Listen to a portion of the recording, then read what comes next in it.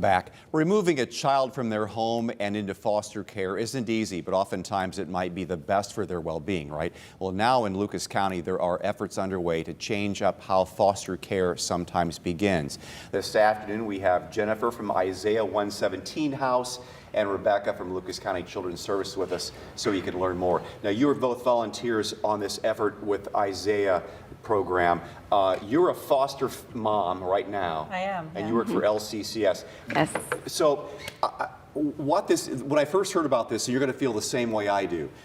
This is a wonderful idea that we're wanting to help raise some money for this thing. So tell me what Isaiah House is. Isaiah 117 House is a house that will be put in place for removal day. On removal day currently, when kids are taken into care, they are taken down to Lucas County Children's Services and they wait. They wait until a home is identified. And during that time period, they're kind of hanging around in an office building. And they really, it's not designed to take care of them for the day. So an Isaiah 117 House is put in place so that they can go to a house with furniture, big fluffy furniture, beds. Meals can be made in the kitchen, baths can be given, cleaned up, and in each house there's a giving room upstairs that is fully stocked with new clothes, school supplies, anything a child needs.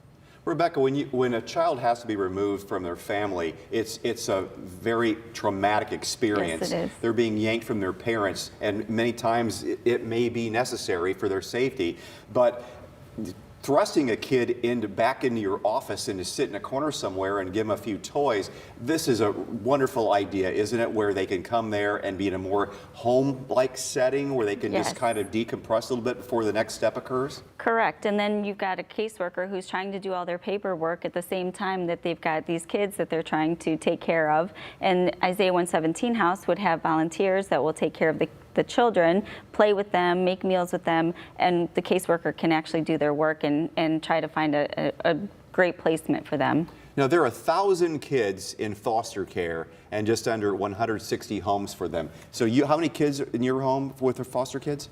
Foster children right now, Yeah. we have only 2 foster children. We have 8 kids. We've adopted 2, and we're currently fostering 2. Special family. It's a crazy family. It's a great family. I bet it is. What is the process?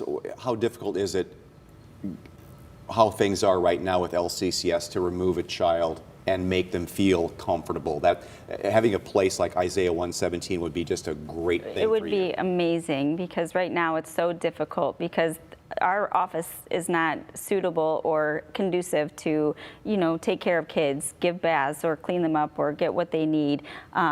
You might have just the vending machines to feed them if they're hungry. This would provide a meal for them. They could help cook if they wanted to. A place for them to just kind of relax and not be so stressed out and not know what's going on. So Isaiah 117 is, tell me about the history of this program.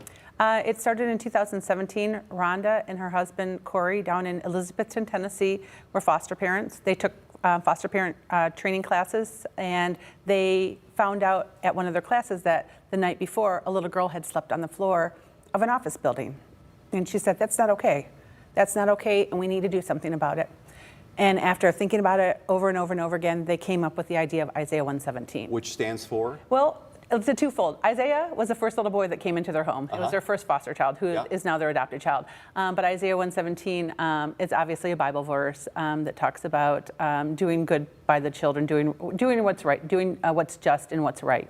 So where we are right now is we want to get started raising money to build, develop, and get Isaiah 117 House together. How difficult will that be?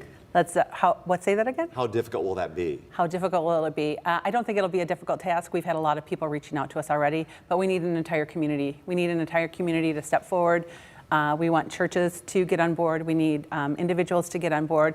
A good start would be to come to our kickoff event this coming Sunday. Yeah, so there's a kickoff. There it is. Event starts at 3:30 at the Summit on North Summit Street in Toledo.